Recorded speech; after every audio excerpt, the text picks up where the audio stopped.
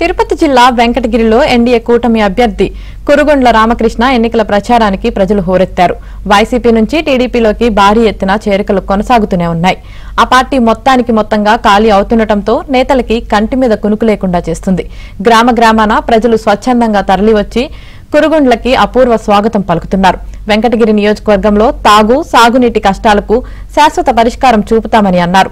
Textile పరిశ్రమలు తీసుకువచ్చి నేతన్నలకి దండిగా ఉపాధి అవకాశాలు చూపుతామని హామీ ఇచ్చారు. రాక్షస పాలన నుంచి మన పైన రాష్ట్రాన్ని కాపాడుకోవాలంటే రాక్షసుల నుంచి అన్ని పార్టీలు ఏకం తప్పలేదు.